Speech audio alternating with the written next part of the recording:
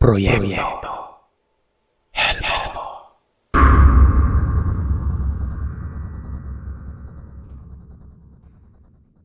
Isa sa mga napakagandang ugali ng mga Pilipino ang pagiging matulungin sa kapwa, pero kadalasan sa buhay natin, ang kabutihang ating ipinapakita sa ating kapwa ang siyang magdadala pala sa atin sa kapahamakan.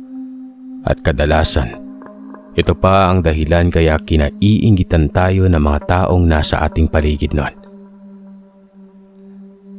Isang mapagpalang araw po sa inyong lahat at isang manigong bagong taon na rin. Ako po si Alex, nasa mid-30s na po ako. Nakatira sa lungsod ng Prayer Mountain, liblib na parte ng lugar ng Antipolo ang aking tahanan. Mag-isa lamang ako sa buhay dahil ang aking mga magulang ay matagal nang namaalam. Wala din akong asawa o kahit anak dahil ni minsan hindi ako pumasok sa isang relasyon. Meron akong bahay, sakto lamang ang laki nito, at meron akong maliit na taniman ng mga gulay sa likuran ng aking bahay na yon. Masaya na ako sa simpleng buhay na meron ako kahit na mag-isa lamang ako sa buhay. Meron akong kapitbahay. Kalapit nila ang aking taniman at may katandaan na ang mga ito. Mag-asawa ang kapitbahay kong yon, pero madalang silang lumabas at karaniwan pa nga ay gabi na sila kung lumabas noon. Marahil dahil na din abala ang mga ito sa kanilang pagtatanim kagaya ko. Mabait naman ang mag-asawang yon. Hindi nga lang palakibo at madalas tahimik ang mga ito. Kahit ako din naman ay kagaya nila. Madalas na pag-initan ng mga iba naming kapitbahay ang mag-asawang yon. Madalas umugong usap-usapan na mga aswang umano ang mag-asawa dahil nga madalang lamang lumabas sa mga ito at karaniwan nga ay gabi na. Hindi naman ako nakikisali sa mga usap-usapan ng iba, lalo na at ayaw ko din naman na magsayang ng aking oras sa mga walang kabuluhang bagay. At dahil nga ayaw ko din namang humusga ng kapwa, lalo na at wala naman akong katibayan at pruweba nun. Alam nyo, aswang ata yung mag-asawang matanda sa tabi ni Alex eh. Palagi kasing nasa loob ng bahay nila. Tapos palaging gabi lang sila kung lumabas. Palaging nasa labas ng pintuan nila kapag bilog na bilog ang buwan. Masyado namang halata, tsaka simula nang lumipat ang mag-asawang yan, nagsunod-sunod na yung mga hayop na nawawala dito sa atin. Dinig kong wika ni Chloe. Hindi niya tunay na pangalan. Kaibigan ni Chloe si Allison at palagi silang nag-uusap tungkol sa mga aswang. Pero wala naman silang patunay. Hindi ko naman sila pinapansin at dinadaanan ko na lamang ang mga ito. Gawa nang naiirita ako sa kanila. Minsan pa nga ay narinig ko na baka daw aswang din ako. Dahil hindi rin ako kumikibo at palalabas, pero hindi ko na lamang pinapansin ang mga sinasabi nilang yon. Dahil hindi naman totoo. Pero minsan, naiisipan ko na pagsabihan ng mga ito, pero naisip ko na lamang na kapag papatulan ko sila, masasayang lamang ang oras ko. Sa pagdaan ng mga araw ay nasanay na lamang ako sa mga ganung usapin ng aming mga kapitbahay. Mas mainam na lamang na manahimik para walang gulo. Lalo na at ayaw ko naman ng may kaaway. Samantalang ang mag-asawa naman na sinasabing aswang ay sinamang Orlando at Aling Charina. Mababait naman ang mga ito at palagi pang nagbibigay sa akin ng ulam. Hindi nga nila pinapansin ang mga masasamang sinasabi sa kanila ng mga tao eh. Salip, nagiging matulungin pa ang mga ito. Ipinapakita sa lahat na mali sila ng inaakala.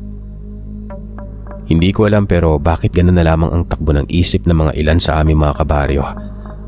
Ngayong napakabuti naman ng dalawang matandang mag-asawa. Minsan pa ay nakakwentuhan ko ang mga ito. At doon ay nabanggit ko ang mga sinasabi sa kanila ng mga tao. Ay nako Alex, huwag mo na lamang pansinin ang mga yon. Sanay na kami sa mga sinasabi ng mga tao sa amin. Hindi naman kasi totoo ang kanilang mga sinasabi, kaya bakit kami magagalit?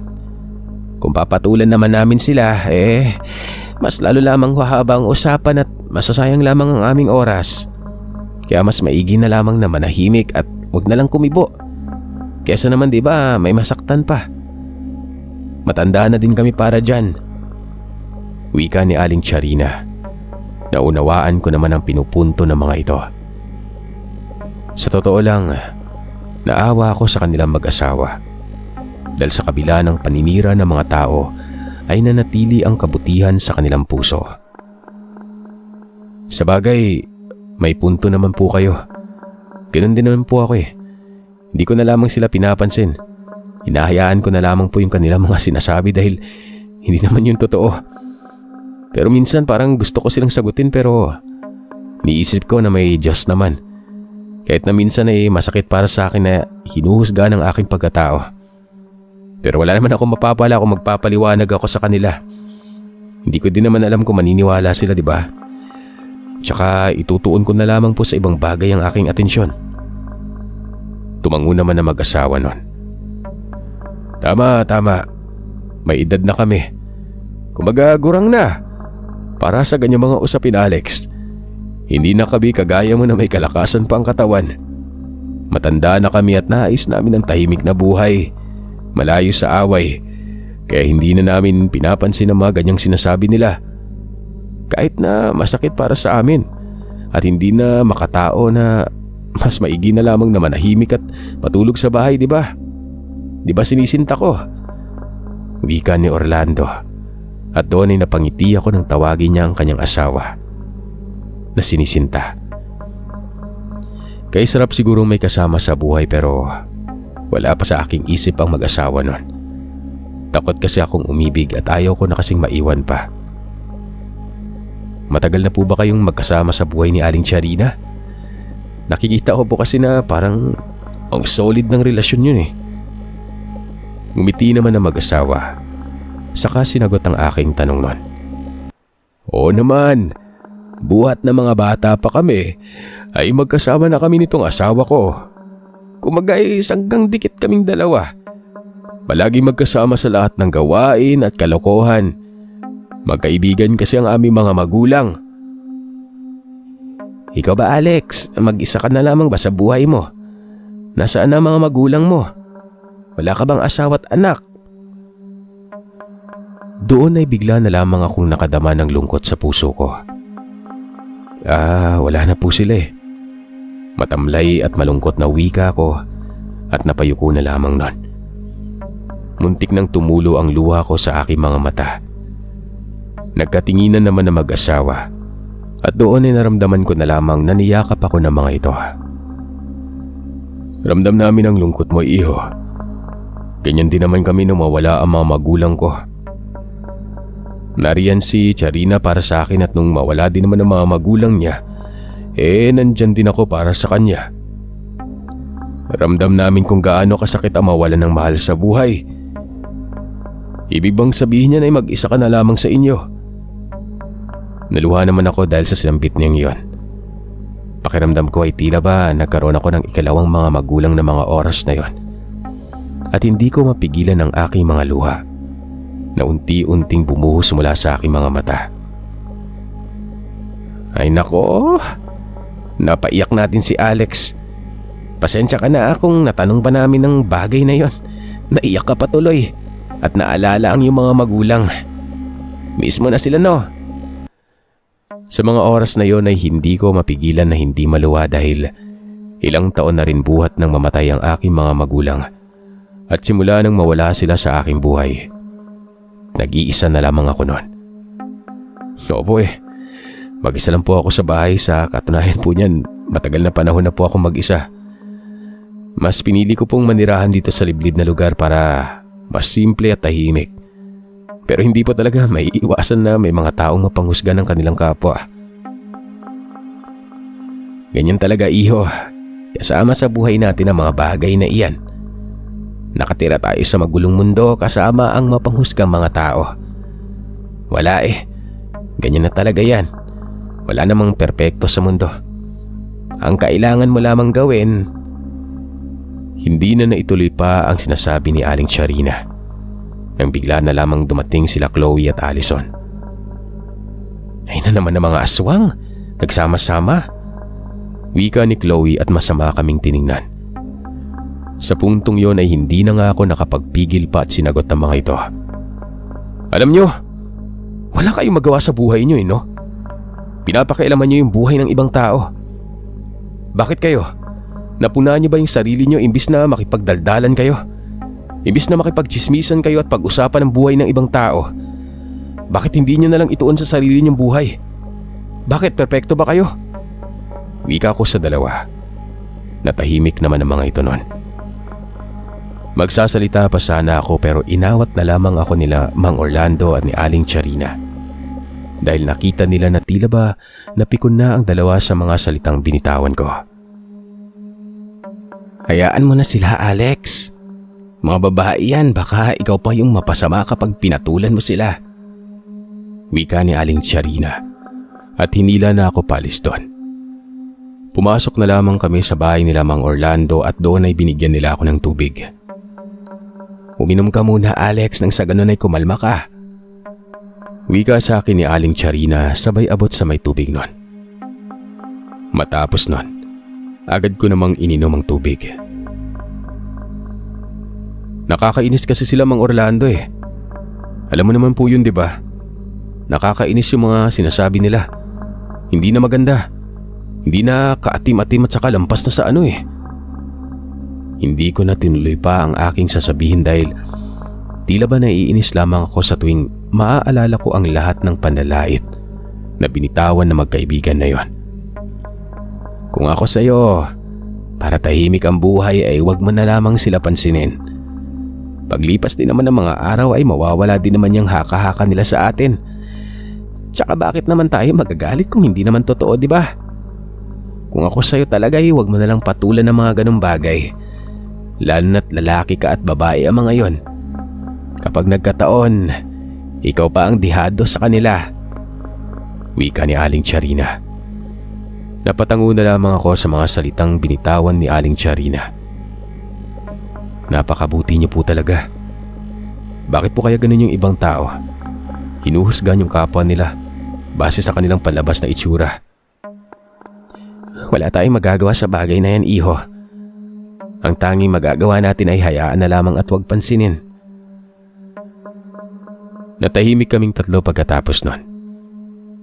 Matapos ang pag-uusap namin yon na mag-asawa, nagpaalam na din ako na uuwi sa amin. Dito na po muna ako. Magsasaing pa po kasi ako sa bahay. Madilim na din po. Wala naman po akong aasahan. Tumango naman ang mga ito at binigyan pa ako ng gulay. O ayan, lutuin mo yan ha. Nang sa ganun ay may ulam ka. Galing yan dyan sa may tanim namin eh. Naparami-rami yung pitas namin. Ikaw na lang yung magluto. Wika ni Mang Orlando at kaagad na bigay sa akin ng talbos at malunggay. Maging ang talong. Uy, salamat po. Paborito ko yung mga ganitong klase ng gulay. Kaso nga lang ay nakailang tanim na po ako pero hindi tumubo dun sa may taniman ko.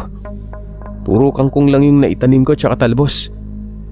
Ewan ko ba, ayaw tumubo ng okra at ng alokbati sa lupain ko. Hindi rin tumutubo yung malunggay. Hindi ko talaga alam kung bakit nagkakaganon. Eh, ganun ba? Sa susunod, kung gusto mo magluto ng mga ganyang gulay, manghingi ka na lamang. Marami naman dyan sa may bakuran kesa bumili ka pa sa labas. Mahal din yan. Dito ka na lang manghingi sa amin, libre pa. Salamat po. Matapos noon ay umuwi na ako sa amin. Sa aming bahay at doon ay niluto ko ang mga gulay na ibinigay sa akin. Pinakuluan ko lamang ang mga ito at nagayat ako ng kalamansi at ipinisat yon sa bagoong. Matapos na maghanda ng mga ulam ay nagluto na rin ako ng aking kanin. Matapos naman na maihain ang lahat ng aking mga kailangan sa pagkain, inimpisahan ko ng lantakan ng mga gulay na ibinigay sa akin nun. Napakasarap talaga basta sariwa eh. Naku, talaga mukhang mapaparami yung kain ko ah. Pinartneran ko pa nitong bagoong na paborito ko. Mabilis akong kumain nun. Nilasap ko pa ang bawat katas ng gulay na okra dahil paborito ko talaga ito. Kahit na tila ba malagkit ito ay napakasarap naman at maraming bitaminang makukuha. Matapos na kumain ay iniligpit ko na ang aking mga pinagkainan. Hinugasan at natulog na ako. Kinabukasan, narinig ko na naman ang usap-usapan patungkol sa nawawalang kambing at iba pang mga hayop. Kaagad na lumabas ako at doon ay nakita ko ang napakaraming mga tao sa labas ng bahay nila Mang Kano. "Dapat na talagang sunugin yung bahay ng mga aswang na yan," sigaw ng mga tao. Mabilis ko namang pinuna ang mga ito. Teka, anong sabi nyo? Bakit nyo gagawin yung bagay na yan? Wala naman kayong katibayan at pruweba. Mananakit kayo ng tao nang walang kalaban-laban sa inyo. Tsaka labag sa batas yung ginagawa nyo ah. Doon ay napabuntong hininga ang mga taong bayan. "Kung gusto mo, sumama ka sa kanila. Di ba aswang ka din?" Wika ng mga ito at hindi nila ako pinakinggan. Binuhusan nila ng gas ang buong bahay at doon na ako kumilos noon. Nag-isip ako ng paraan kung paano ako tatawag sa mga otoridad. Pumasok ako sa loob ng bahay kahit na alam kong anumang oras ay sisindihan at liliyaban nila yon. Kaagad na hinanap ko ang mag-asawang matanda. At doon ay nakita ko ang mga ito na nakaupo habang magkahawak ang kanilang mga kamay at nagdadasal. Kaagad na nilapitan ko ang mga ito at naluluhang nagturan. Alex, anong ginagawa mo dito? Bakit ka nandito? Baka mapahamak ka. Naamoy naming mag-asawa ang gas at alam namin na ito na ang katapusan na aming buhay. Kaya sige na, hayaan mo na kami. Huwag na po kayo maraming tanong. Kailangan na po natin makalabas dito. Huwag kayong mag-alala. Tatawag ako ng pulis. Kung sakali mang sunugin nila itong bahay nyo, magagawa natin ang paraan yan. Mapagbabayad natin sila sa kanilang ginagawa sa inyo. Hindi na makatarungan yung ginagawa ng taong bayan sa inyong mag-asawa. Hindi porket hindi kayo lumalabas ay ganito. Ganito na yung gagawin nila sa inyo. Hindi ba sila naaawa sa inyo? Doon ay mas lalong naluha ang mag-asawa dahil sa aking sinabi. Wala naman kami magagawa, iho. Dahil yun ang tingin nila sa amin. Lumuluha ito. Bakit hindi po kayo lumabas? Takang tanong ko sa mag-asawa. At doon ay sumagot naman si Mang Orlando. Lalabas. Sasaktan nila kami mag-asawa. Kilala mo naman ang mga taong bayan. Hindi nila kami tatantanan at hindi nila kami napapaalis dito. Wika ni Mang Orlando at doon ay naawa ko sa mag-asawa. Ilang sandali pa ay naamoy ko na ang amoy ng apoy. May dadaanan po ba kayo dito sa likuran? Doon na lang po tayo dumaan. Manatili na muna kayo sa aking bahay nang sa ganun ay makapagpahinga po kayo. At kapag natapos na po ay tutulungan ko kayo na magsampa ng kaso sa mga taong yan. Dahan-dahan naming binuksan ang pintuan sa may likuran. At doon ay dahan-dahan kaming nagtungo patungo sa aming bahay. Ilang sandali pa ay nakita ko na ang pagliyab ng bahay na mag-asawa. At napaluha na lamang ang dalawang matanda at labis na naawa ang aking naramdaman. Hanggang sa ilang sandali pa. Siguro ay may nakapag-report nun. Dumating ang mga kapulisan. Lakas loob akong lumabas at kinausap ang mga ito. Tulungan niyo po kami. Tingnan niyo po yung ginawa ng taong bayan sa bahay ng mag-asawang matanda. Natahimik ang mga naroroon. Bakit? Aswang kaya mga yan? Sila yung namimirwisyo dito sa bayan natin. Bakit ba pinagtatanggol mo sila, Alex? Bakit? May pruweba po ba kayo? Hindi ko sila kinakampihan. Ang akin lang, naawa ko sa kalagayan nila pero kayo ba may awa ba kayo? At anong aswang? Wala nga kayong ebidensya at katibayan sa lahat ng pagbibintang nyo eh. Tumango naman ang mga pulis sa sinabi ko.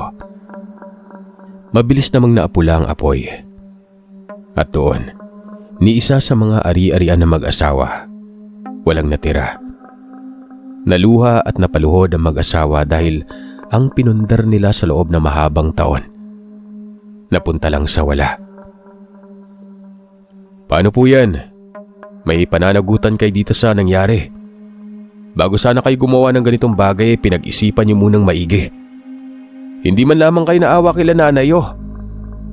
Iling-iling na wika ng pulis at doon ay ipinatawag sa barangay ang lahat ng sangkot sa kaguluhan. Pinagbayad ang mga ito sa kanilang ginawang perbisyo sa mag-asawang yon. Labis naman na nagpasalamat sa akin na mag-asawa sa pagtulong ko sa kanila. Matapos ang nangyaring kaguluhan, nagpasya ang dalawang matanda na lumipat na lamang ng kanilang tirahan sa probinsya. Nalungkot naman ako dahil sila lamang ang naging kaibigan ko sa aming lugar. Salamat sa iyo, iho ha. Malaking tulong ang iyong ginawa kahit papano na ibalik sa amin ang aming pinaghirapan. Pero aalis na lamang kami dito sa ating lugar nang sa ganun ay hindi na maulit pa ang nangyari. At saka labis na trauma din ang natamo namin mag-asawa nang dahil sa ginawa ng ating mga kapitbahay. Salamat talaga sa ginawa mong yon. Handa ka pang ibuwis ang buhay mo para lang sa aming mag-asawa. Napangiti naman ako sa mga sinambit sa akin ni Mang Orlando. Wala po yun. Ginawa ko lamang ang tama. Niyakap ako ng mga ito. Sana ay hindi ka magbago. Masaya kami na makilala ka. Matapos na sambitin ng mga salitang yon ay umalis na ang mga ito. Sa puntong yun ay tila ba nakaramdam akong muli ng pangungulila sa puso ko dahil sa pagkawala ng mag-asawa. Makalipas ang ilang buwan ay may tumira na nabago sa dating bahay nila Aling Charina. Masaya naman ako dahil may bago nang tumira doon at may mag-aalaga na sa mga alagang mga gulay ni Aling Charina. Magandang araw po. Ako si Alex. Nakatira po ako sa katabing bahay niyo. Sabay turo sa bahay ko noon. Kumunot naman ang noo ng matandang babae. Wala akong pake. Wika ng matandang babaeng yon. Sobrang sama ng tingin nito sa akin. May dala po akong ulam. Ako mismo yung nagluto niyan. Nakangiting wika ko at nag-iba naman ang aura ng mukha ng matandang babaeng yon. Uulam? Masarap ba yan? Sariwang karne ba yan? Sunod-sunod na wika ng matandang babae. Sa totoo lang, nawiwirduan ako sa kinikilos niya. Nako, pasensya na po. Hindi po sariwa yung karne na yan. Kaagad na nagbago muli ang aura nito. Kainin mong lahat yan. Umalis ka na nga dito at wala kang kwenta. Sa susunod, kapag magbigay ka sa amin, sariwang karne ha. Mamamatay pa kami ng maaga ng dahil sa'yo. Pasigaw naman na wika ng matandang lalaki. At doon ay napakunot ang aking noo. Sige po. Sa susunod po ay sariwang karne po yung bibigay ko sa inyo. Nagmamadali na akong umalis noon. Sa totoo lang, binalot ako ng takot na magsalita ang matandang lalaki dahil napakalaki ng boses nito na tila ba galing sa ilalim ng lupa. Nakakatakot at talagang titindig ang iyong mga balahibo. Pagdating ko sa aking bahay, kinain ko na lamang ang niluto kong ulam na sana ay para sa mga bagong lipat nun. Hindi ko na lamang yun pinansin at hindi na muling nagtungo doon. Mabilis lamang lumipas sa mga araw. Doon ay tuluyan nang nakalimutan ng lahat ang nangyari kay Aling Charina at kay Mang Orlando. Nang lumipas pa ang ilang buwan ay nasanay na din ako sa pagiging masungit ng dalawang matandang mag-asawa na bagong lipat. Hanggang sa dumating ang tagbagyo. Nagiba ang tahanan ng mag-asawa dahil kubo-kubo lamang yon. Kung kaya't hindi ko inaasahan na sa akin tatakbo ang mga ito. Tao po, iho. Iho, baka pwede kaming makituloy dyan sa bahay mo. Rinig kong sabi ng matandang babae na kaagad ko namang pinabuksan. Naawa ako sa kalagayan ng dalawang matanda dahil basang-basa na nga ang mga ito at tila ba nilalamig. O sige po, pumasok po muna kayo. Gusto niyo po ba ng kape? Titimplahan ko muna kayo. Maupo lang po kayo dyan. Ikukuha ko rin po kayo ng maaari niyong ibang palit na damit. Magalang na wika ko. Kagad kong kinuha ang naiwang mga gamit nila Mang Orlando sa aking bahay. Nang makuha ko ang ilang damit ay ibinigay ko yun sa mag-asawa. At mabilis akong nagpakulo ng mainit na tubig para ipagtimpla ang mag-asawa ng kanilang maiinom na kape nun. Maraming salamat Iha sa pagpapatuloy sa amin dito sa iyong bahay. Kahit na tila ba't sinusungitan kita. Ganun lang talaga ako. Ayoko kasi magaya sa mga dating nakatira sa bahay na yan. Sabi kasi nila sinunog daw yung bahay na yan ng dalawang matanda at umalis na lamang dahil sa takot nila. Wika ng matandang lalaki nun. Doon ay nalungkot naman ako dahil muli kong naalala ang masalimuot na sinapit na mag-asawa. At nang naroroon pa sila. Tama po kayo. Sayang po kung kailan naging malapit ako kila Aling Charina at sa kanyang asawa. Saka pa sila umalis. Kasalanan din po kasi ng taong bayan kung bakit lumisan ang mga dating nakatira dyan sa bago niyong bahay. Wika ako nun at baka sa aking boses ang kalungkutan. Ganun talaga ang buhay. Hindi natin masasabi ang mga mangyayari at hindi natin alam ang mga susunod na magaganap. Nga pala, ako si Marco at ito ang asawa kong si Alena. Tulad mo, kami lamang sa buhay. Wala kaming anak dahil ayaw namin. Ayaw din kasi nitong asawa ko na magbuntis Wika ni Mang Marco at napatangon na lamang ako. Yun ang unang beses na nagbahagi ang mga ito ng kanilang personal na detalye. Masaya po ako na makausap kayo. Nakangiting wika ko at matapos ng pag-uusap namin na yon, nagluto na ako para sa aming kakainin sa araw na yon. Naalala ko naman na sariwang karne ang nais na mag-asawa. Kung kaya't nagkatay ako kaagad ng manok. Matapos ang araw na yon ay namahinga na ako sa aking silid.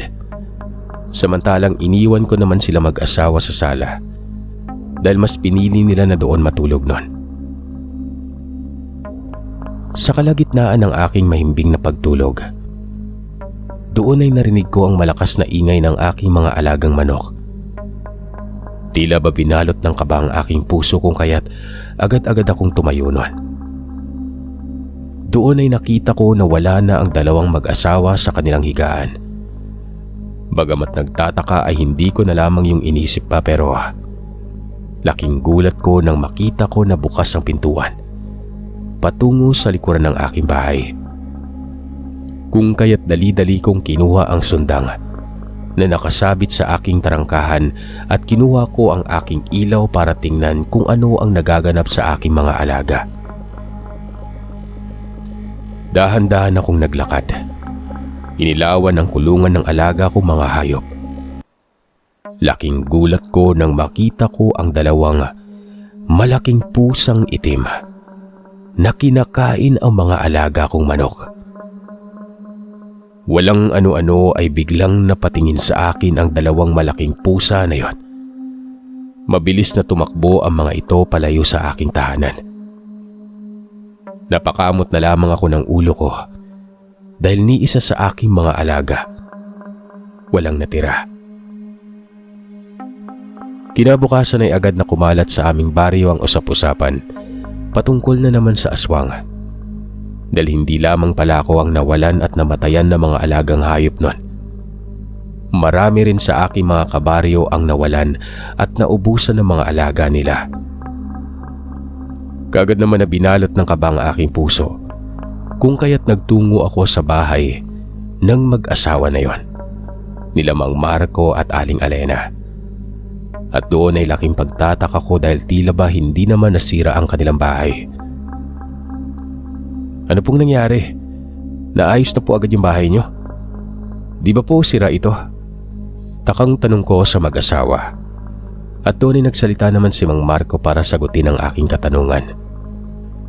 O Alex, Kanina ko pa kasi inayos yan umaga pa lamang. Nagkita pa nga ako ni Marites at ni Marisol eh. Nga pala, salamat sa pagpapatuloy sa amin sa bahay mo ah. Nabalitaan ko na marami daw nawalan ng hayop dito sa baryo. Ikaw ba, kamusta yung mga alaga mo? Yun na nga po eh. Ni isa walang natira. Ay, naku, ganyan talaga ang buhay kapag minamalas. Wika ni Aling Alena. Ngumiti na lamang ako nun. Sa totoo lang ay tila ba parang iba ang kutob ko sa mag-asawa. Hindi ko alam pero tila ba may tinatagong kakaiba ang mga ito sa akin. Hanggang sa napansin ko ang isang kwintas sa lamiseta nila Aling Alena. Saan niyo po ito nakuha? Laking gulat kong pagtatanong. Doon ay nagkatinginan ng mag-asawa. Nakita lang namin dito, naglinis kami. Bakit, kanino ba yan? Kunot noong tanong ni Mang Marco. Doon ay naalala ko na ang kwintas na yon ay inilagay ko sa may drawer ng aking silid pero nagtataka ako kung paano yun napunta sa bahay ng mag-asawa. Doon na ako mas lalong nakaramdam ng kakaibang kutob.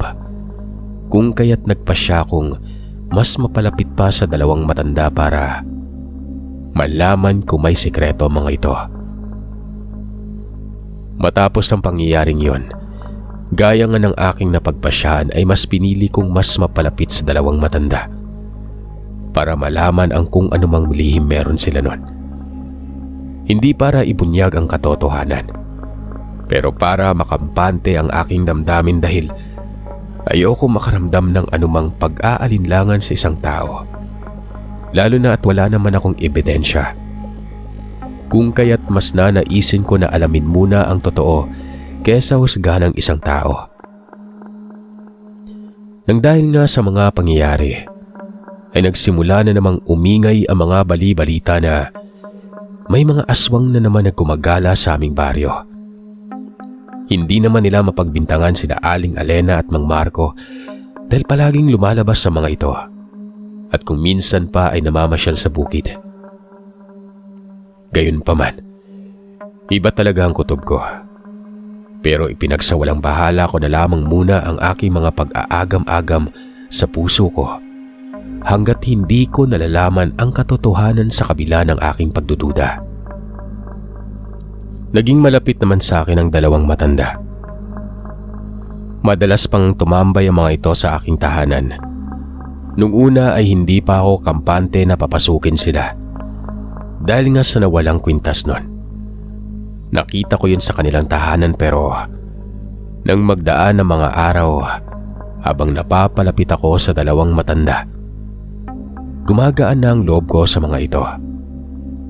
Pero isang pangyayari ang gugulo sa buhay ko noon. Dahil nga nagkaroon na naman ng bagyo sa baryo, pinatuloy ko na naman ang dalawang matanda sa tahanan ko. Pero ang pagtulong ko pala na yon sa kanila ang magdadala sa akin sa isang peligro. Ating gabi noon, bilog ang buwan.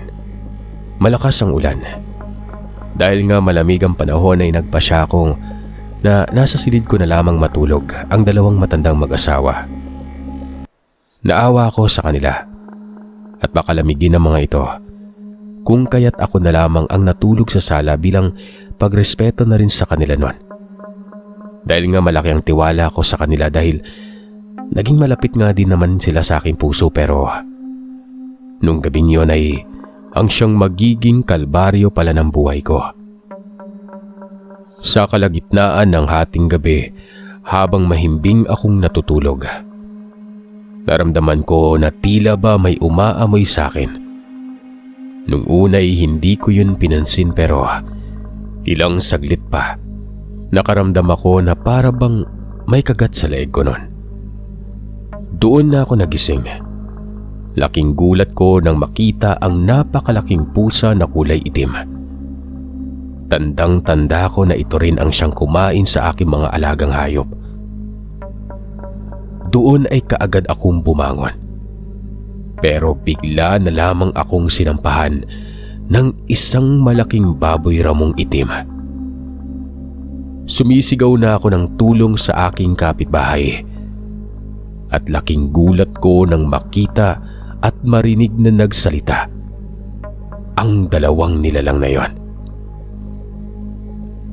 "Huwag ka nang sumigaw pa, Alex. Ikaw ang magiging hapunan namin ngayong gabi dahil pinakain mo kami ng hindi sariwang karne." Wika ng isang tinig. Alam na alam ko ang boses na yon. Yun ay mula kay Mang Marco.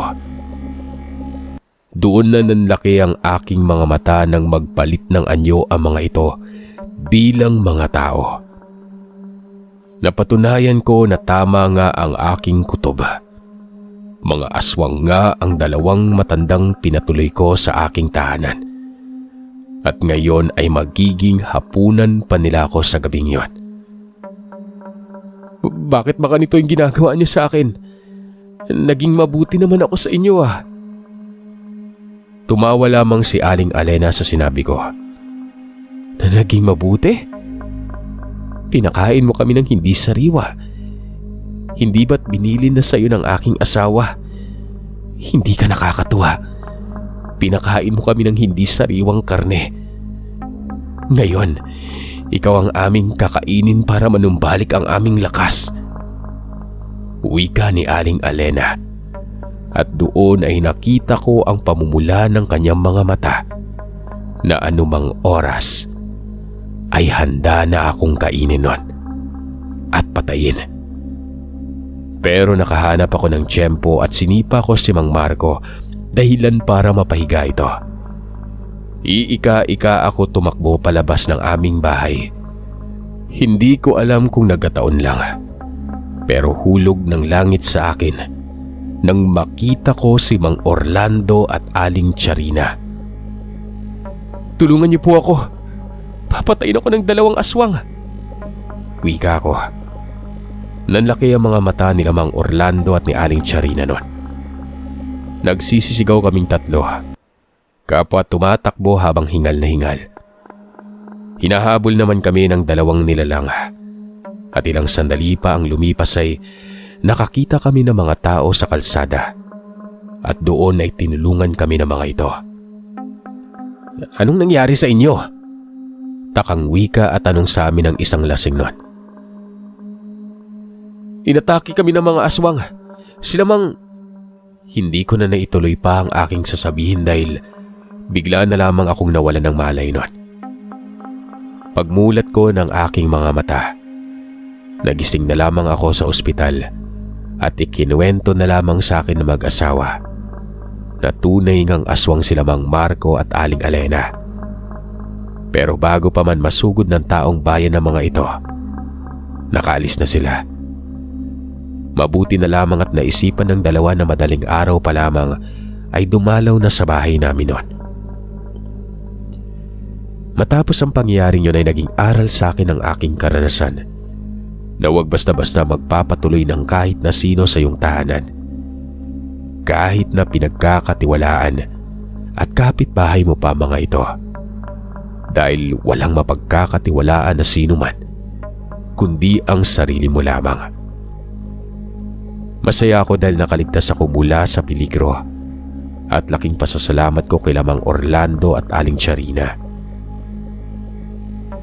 Sa ngayon ay wala pa rin akong asawa at wala na po akong naging balita pa sa kapitbahay ko na umatake sa akin noon.